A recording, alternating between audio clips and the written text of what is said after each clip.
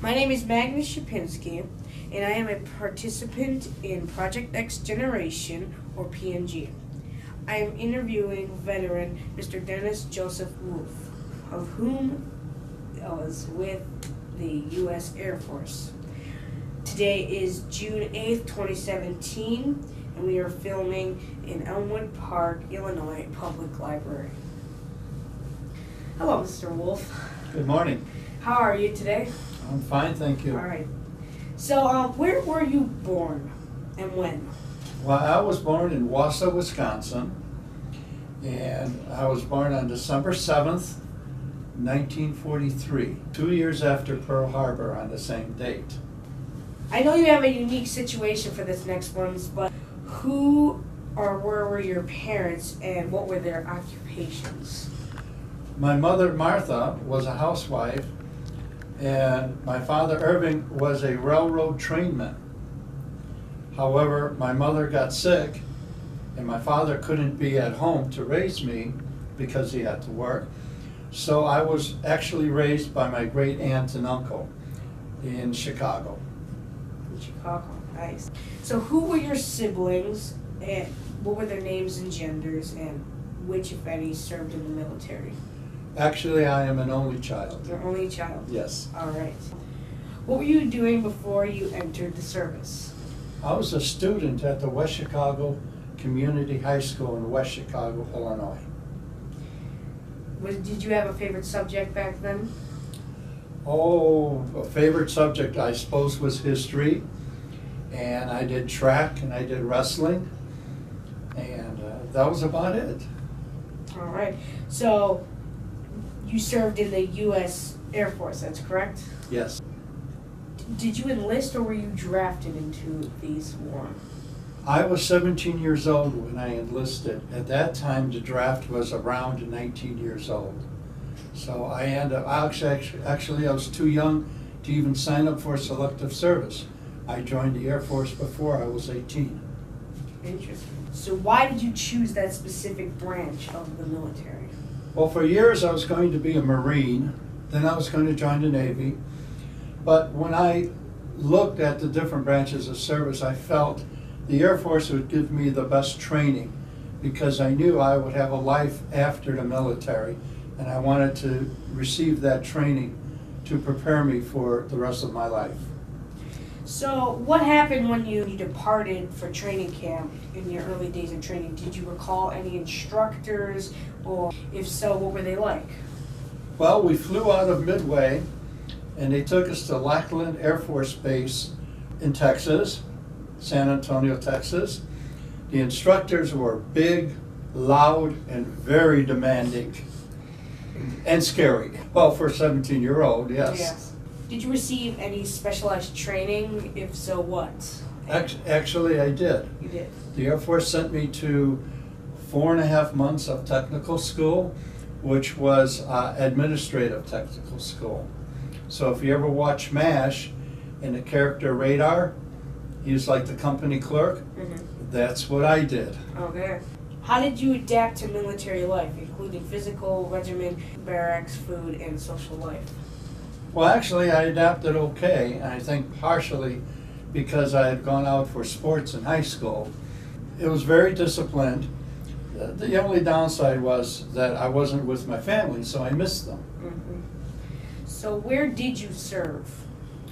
Well, I served in 2 places. My first duty assignment for 18 months, they sent me to the country of Italy.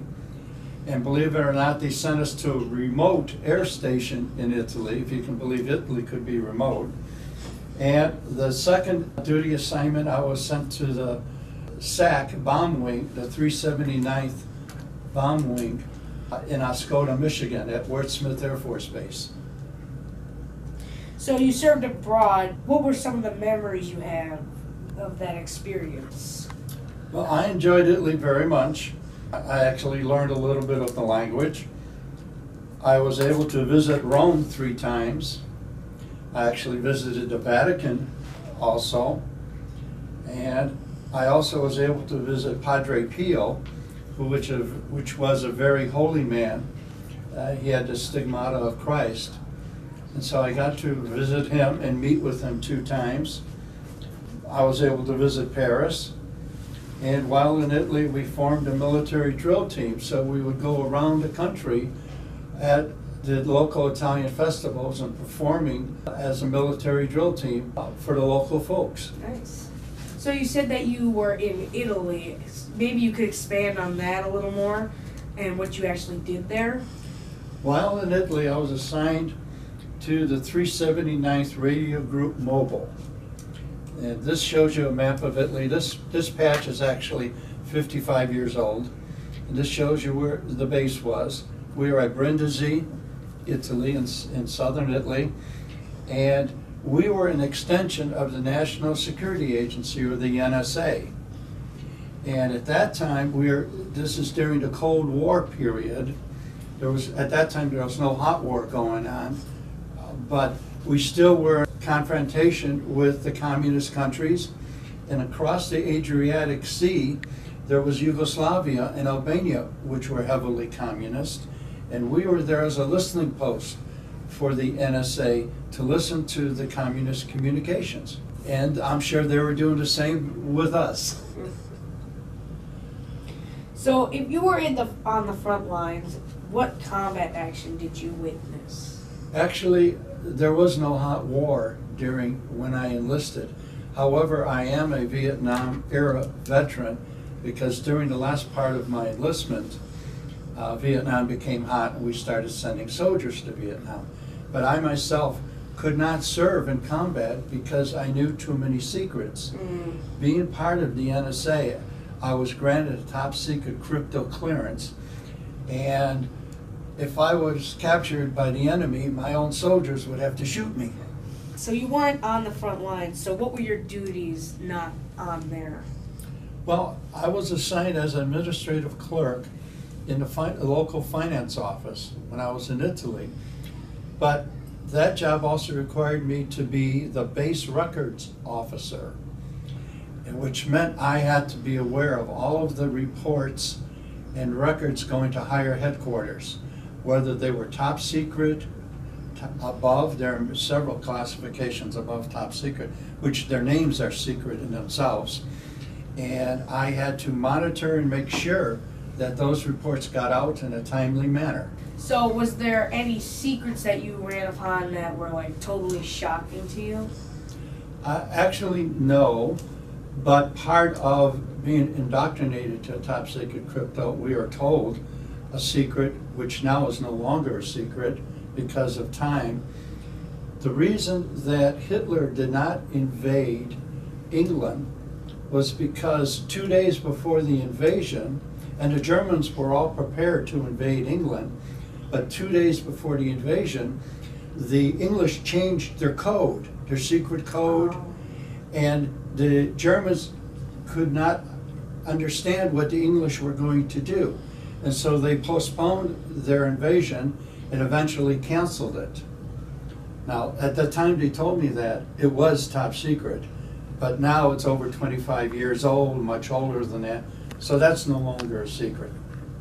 However, in Italy, when I was there, we did build the world's largest antenna from Sylvania, and that again was to intercept foreign communications. How big was that antenna? At least 30 stories high, very large in a huge circle. If you were to Google Earth that location today, you would still see the foundations of that antenna. Wow. The antenna has been taken down, but the cement foundations of the antenna are still there. So now you guys got to go home and Google Earth that location, Brindisi, Italy, because I know I'm going to too. What kind of friendships and camaraderie did you form while serving, and with whom? Well, I tried pretty much to get along with everybody, but there were a few people that I formed friendships with. When you work with hundreds of people, you don't like everybody and they don't like you. So you end up finding a few good friends and you hang out with them. So how did you stay in touch with the family and friends back at home? Well, this is before cell phones. This is before the internet. This is before satellite phones, basically mail. This was 1961 to 1963. And mail was the only way to stay in touch. And if you wanted to make a long distance intercontinental telephone call, you would have to reserve the slot, pay a lot of money, and it took a large amount of time to register an overseas operator. I see. What did you do for recreation or when you were off duty? Well, we had an enlisted man's club. I got a part-time job at the NCO club, went to town, visited the old ruins because Brindisi was the end of the Appian Way, which was the famous road built by the ancient Roman Empire, and walk around town and do shopping. But basically we were remote and we had to travel a distance to even get to a town. Where were you when the war ended? Actually, I was discharged. I was home. I was married, raising a family. And when you speak of the war, I'm presuming you're talking about the Vietnam War. And because it was still, when I was discharged, it was still a very active war and becoming more active every day. So how did you return home? Well, from overseas, I returned home via aircraft. But then I spent 2 years in Michigan with the 379th Bomb Wing. And being in America by that time, I had 3 stripes and I was making enough money to buy my own car. So actually I drove home. How were you received by your family and your community? I was received okay. In preparation for my discharge, I applied for a job at a local bank, and coming out of the Air Force, I went right into being a bank and training as a bank teller. So how did you readjust to civilian life? It wasn't hard. It wasn't hard. Not hard. No. Have you remained in contact with or reunited with fellow veterans? If so, who? Oh, for a few years I did, for about 5-6 years, but over time we lost contact. Are you a member of any veterans organization? If so, which? Well, I was a member of the American Legion for a while, but it's not very active in our neighborhood right now. The only veterans organization that I interface with is the Hines Hospital VA, because when I was discharged, I was awarded a disability from my military service. Well, what have you done since separating from the military? Well, I found a beautiful young girl and got married. We raised 6 children. She actually was raised here in Elmwood Park. I volunteered with the Boy Scouts for the last 39 years. I spent 30 years as a computer programmer, systems analyst, a project leader of programmer teams, and a database administrator of one of the world's largest insurance companies. And then I retired, and I'm still active with the Boy Scouts. How did the Cold War experiences affect your life? Well, let me explain a situation I ran into in Italy. We were going up to visit a shrine, Padre Pio. There were 3 cars of us, American GIs, and we actually were driving through a town because there were no superhighways in Italy at the time. And we're driving, and all of the streets would end up in the town square. And we're driving into the town, and we end up in the town square, and there's a communist rally going on. So you can imagine there are thousands of people, a large hammer and sickle flag hanging from one of the buildings, and here come 3 American cars full of American GIs driving through this experience. So when we were at the end of the town square, we got lost and didn't know where to go. So one of our men got out and started asking questions. The local spoke Italian, we spoke English, but this gentleman found an Italian that spoke Russian, and he happened to be a Russian interpreter, because that's why we were there, to intercept foreign communications. And so in the middle of a communist party rally, there's an Italian speaking Russian to an American speaking Russian and giving us directions how to get out of there.